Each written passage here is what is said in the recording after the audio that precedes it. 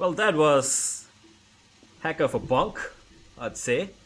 And welcome to Silverstone. Here we are for the British GP. Well, it's not really on the season anymore. It's passed probably a few months ago, but here we are. We missed this out quite a while ago, and well, mandatory to just come back and fill up the gaps between the real life race weekends. Now let's get into the setup real quickly. If you want to check out the track guide, you can always go down to the description or in the timestamps here, and you can just jump to the track guide, which will be somewhere around 9-10 minutes onwards if you want to take a look at the setup guide, and we're going to go into it. So let's get into it. And well, not reset the track, let's get to the garage first.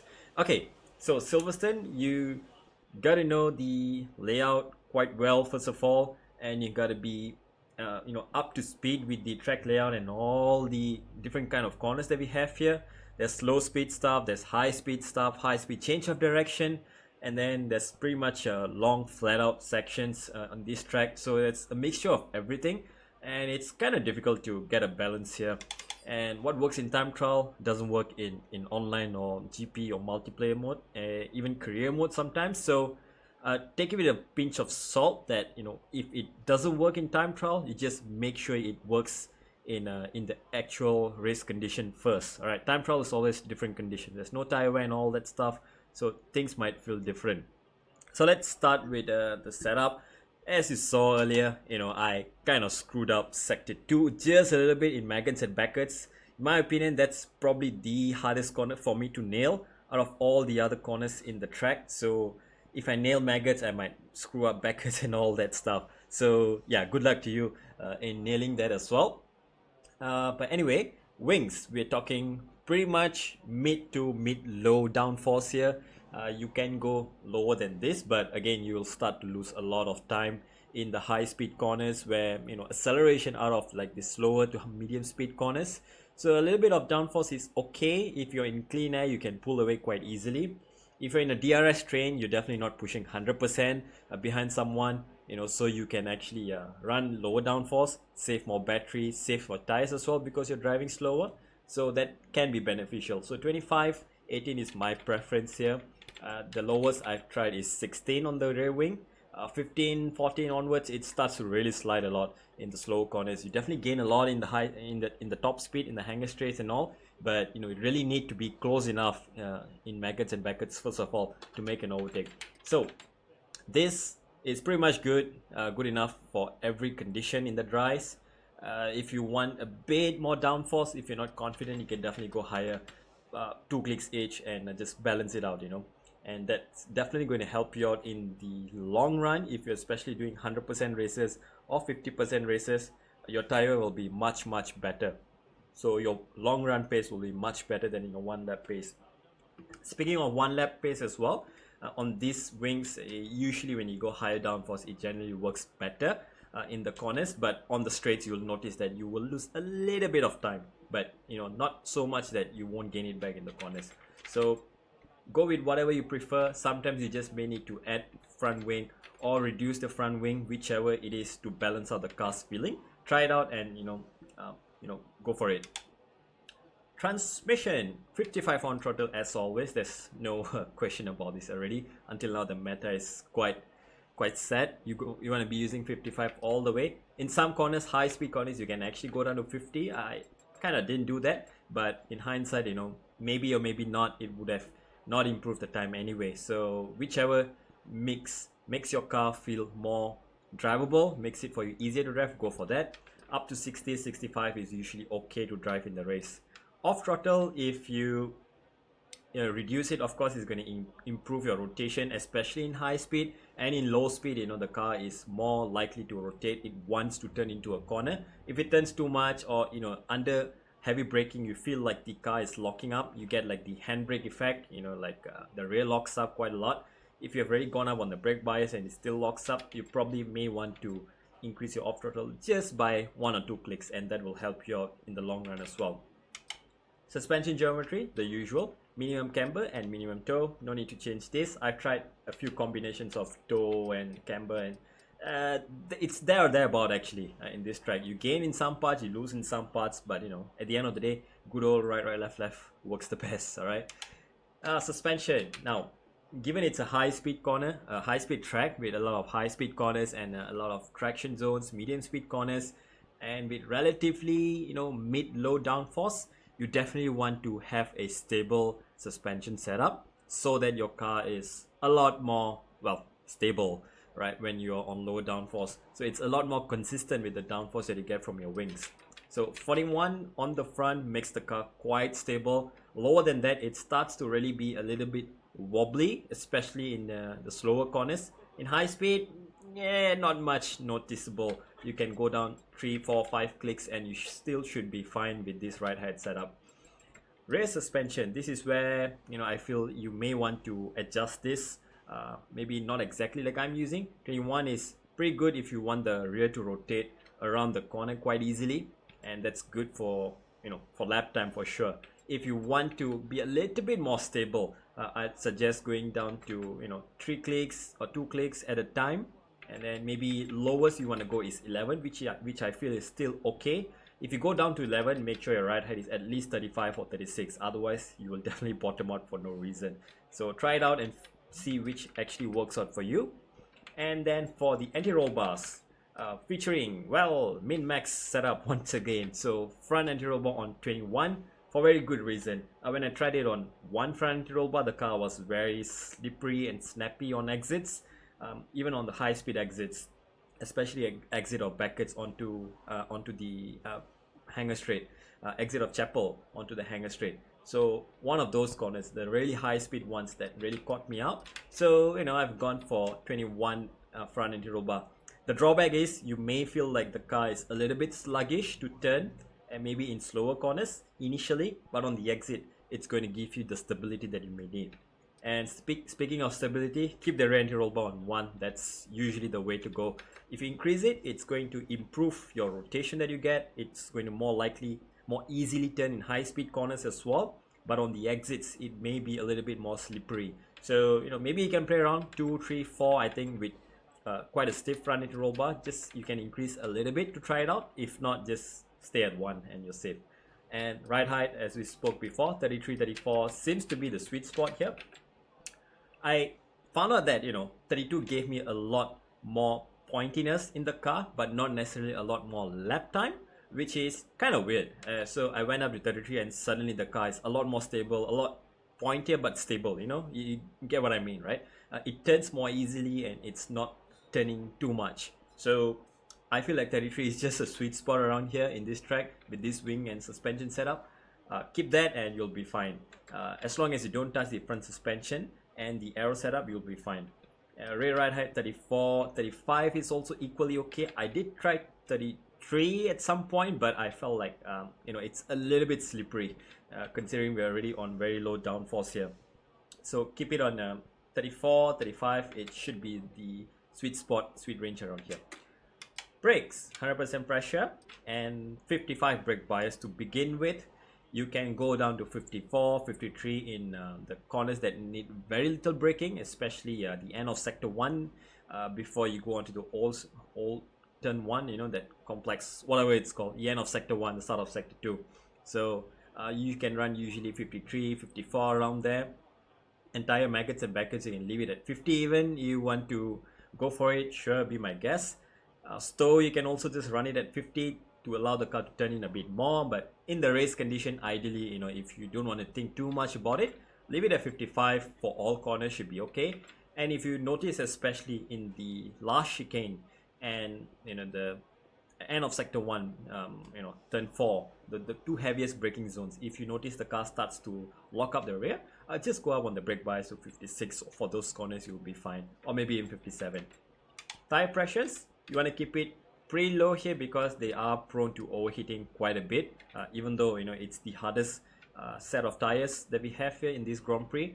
And given that, you know, you put in a lot of load in the tires through all the high speed corners, you want to keep the temperature as low as possible. So 5 clicks on the front, 3 clicks on the rear just works nicely. If they still overheat, then you just go with minimum tire pressures and you'll be fine. Alright, there we go. That's the setup. Let's recap it. 25-18 for the wings. If you want to go lower, you can go like 2 clicks lower each. You should be fine. 55-50 transmission. You can use 51 or 52 off throttle as well for a little bit more stability, but you know, it may lose you a bit of lap time, just a bit, probably half a tenth or tenth around here. Right, left geometry. 41-21 on the suspension, 21 and 1 on the roll bars, 33-34 on the right height, 155 on the brake bias, and well, you can start with minimum tire pressures and go up as you need. Try to keep it as low as possible in the given range. Well, that's it. And just a little note here for Silverstone, given that you know, it feels quite different from time trial compared to you know, Grand Prix and multiplayer. So you want to make sure you get a little bit of practice at the very least. Otherwise, I think you know, you're going to be all over the place with all kind of setup. And once you get a setup, even if this or you're modifying this, you know, just do a few laps until you truly understand how the car behaves with your inputs, and then start making more adjustments. If it doesn't work, go back to what works and come back another day and fix it. That's normally how I do things around here, and probably that might help you a little bit of a tip there. Now let's go into the track guide and let's see how you can actually tackle Silverstone. You know, how to take the corners, how to take the sequence of corners, which is more important around here. So let's start. Out of the last corner, as usual, you want to be setting up the corner to get the best exit possible. And you know, you don't want to oversteer or snap your car in any shape or form. It's okay to go a little bit wide here and then cut back in so that you get quite a stable exit. And you know, you're straight onto the pit straight here, the Hamilton straight. Turning point for turn 1 is right after the 100-meter board, which is likely going to get destroyed. So the start of this exit road is where you want to be putting your left tires on and you know, start turning into the turn 1 from here itself. It's pretty high speed. It's flat out in the dries, flat out somewhat in the inters as well. You can see here, do not touch the grass. Just keep it on the limit here, because if you touch the grass, it tends to, you know, understeer the car. You get a little bit of grass, it slows you down, it reduces your grip while you're turning in the corner here. So right after that, turn in, take as much curb as you want, but not more than this. You know, probably just half of it is enough. And minimize your steering because you don't want to scrub too much speed off. Let the car run wide on the exit. Stay tight to the left hand side. Bring it tight all the way to the left hand side at the start of this curb on the left hand side, end of sector 1, which you know, comes up very quickly here. Sector 1, you want to brake right as the curb starts in the race. In qualifying, you can brake somewhere around the 75-meter area, 70 to 80 around there, and then brake down to 4th gear. Excuse me, in a straight line, of course, straight line braking first, and then you know, as you start to turn in, you want to lift off your brakes a little bit, trail brake, right? So lift off your brake, you know, keep braking into the corner, but not too long. You don't want to overslow your car. Try to carry more momentum in this section of in this sequence of corners, because it's quite a short turn into the next hairpin corner here. So turn 3, quite tight to the apex, and there's a million lines that you can take in the race when you're battling, or you know, even in clean air. So practice those, you may find it useful.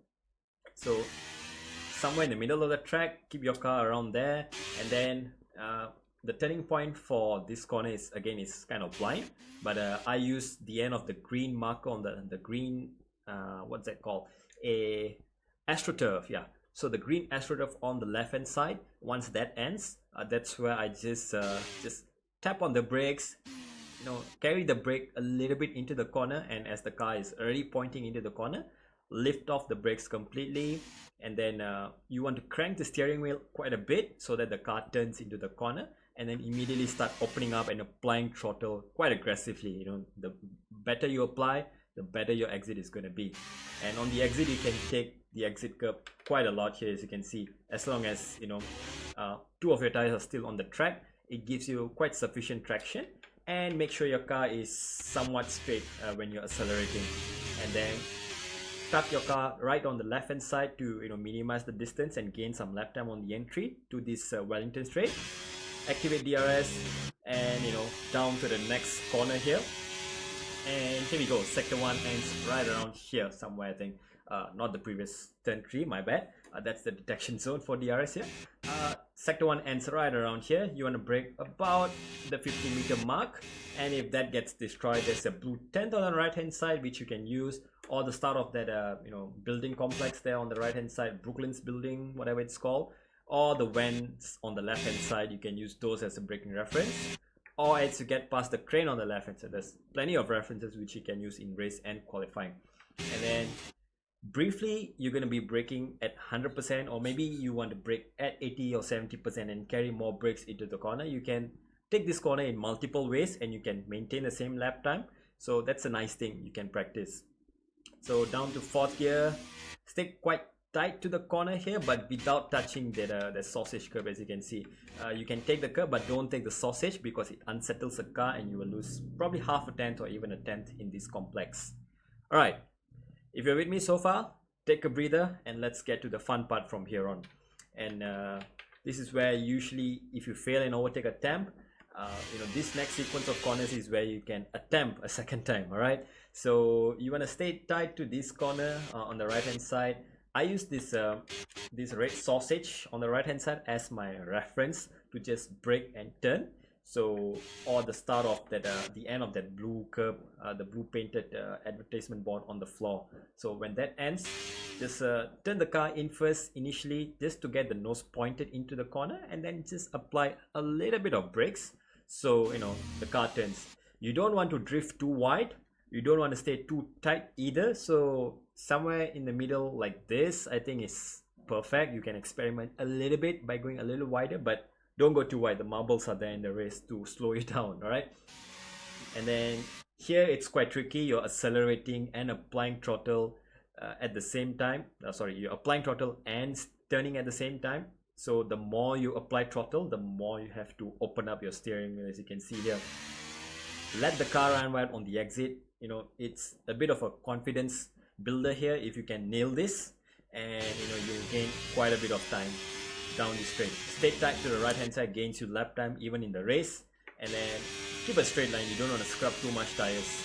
And the turning point for this next corner here, it's flat out here, and Cops corner they call it. So you want to be turning in right around 75 meters, and don't take any more curve than I did here, because otherwise you'll be touching the grass, and sim races don't touch grass. All right, so right around 75 meter, and then the alternate turning point, as you can see from the from the onboard cam, is right after this the workday band on the right hand side, right before that ends. That's why I turn in.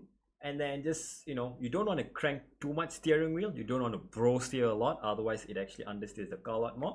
So you just want to gently take the car into the corner, let it turn and keep turning more and more slowly. So, and, once the car is ready, like pointing towards the exit, it's done cornering. Let the steering straighten out and carry the speed on the exit. So, maggots and buckets and chapel, here we go. So, first part, it's flat. Right, take as much curve as you can on the left hand side here, as you can see, without touching the sausage, and then flick the car to the right. It's going to be flat out in qualifying. In the race, you can just downshift and probably about 75%, 80% throttle here, and stay tight again on the entry. You want to stay tight on maggots and buckets, so that the next part here, or what's it called, I think this is buckets chapel, whatever it is. So you want to stay right around the middle of the track here, and again, there's no real reference point, but for me, on my peripheral vision, is the end of this green tarmac here on the left hand side. Once that goes past, or I'm about to end that part, that's why I just tap on the brakes and then downshift to 7th. In the race, I downshift to 6th. So it's just 1 gear difference in race fuel. Take a lot of the inside curve here. You could even take the sausage, actually, that's okay. You want to miss the sausage, it's also okay. I feel it's a little bit more pleasant to drive, a lot more safer. And then this is where I think we lost quite a bit of time here on the left hand side here, because we took the sausage, I think. So probably don't take the sausage, right? And final part, the right hander, 6th gear or 5th gear, whichever you prefer, as long as you can carry the momentum through. And you just need to tap the brakes a little bit to get the nose pointed into the corner on the right here. And then on the exit, let the car run wide and maximize the track limits, and DRS will be activated quite soon, and you want to stick to the left hand side as soon as you can get onto the straight. Now DRS is activated here into the stow corner here, the last the last high speed corner of the track. It's very high speed. You can take it in 6th gear. You just need to tap on the brakes about 20-30% a little bit, downshift to 6th, in the race downshift to 5th, and then stay tight to the corner entry, but don't go onto the curb. You can touch a little bit like it is in quali, that's okay, but you don't want to go any more than that. It's going to unsettle the car. So tight on the entry, wide on the exit. So that's the mantra over here. So let's see again. So, and it's going to take a bit of practice to nail this as well. Like I say, you get to find the rhythm around this track, which I can't apparently, so perhaps you can. So good luck with that. Now, tight on the entry, wide on the exit. Use all the track that you can. The track limits are going to be strict around here, but you can see here we are right on the limit here. The left tire is somewhat off the track, I think. Is the right rear is off the track almost.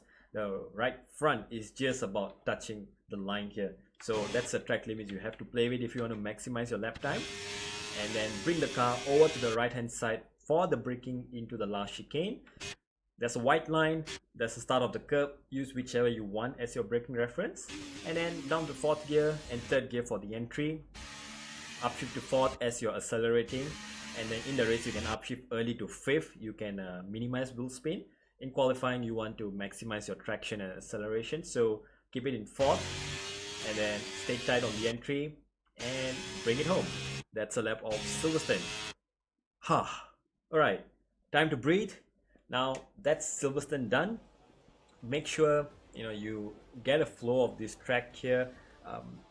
Take one setup, drive it around to understand the setup, plus understand the flow of the circuit. If you already know the flow of the circuit, well done. Then skip to the next step, which is get the setup on, try the setup on, and feel the adjustments that you need to make. Once you're done getting a good baseline in time trial, go into multiplayer or time Grand Prix or even your career mode and practice that a little bit. You may need to tweak maybe just a little bit of the wing, maybe plus minus 1 or 2, and then you'll be fine. That's literally the changes that you need to make. And that's about it. Take care everyone. I'll see y'all in the next one. Once again, take care.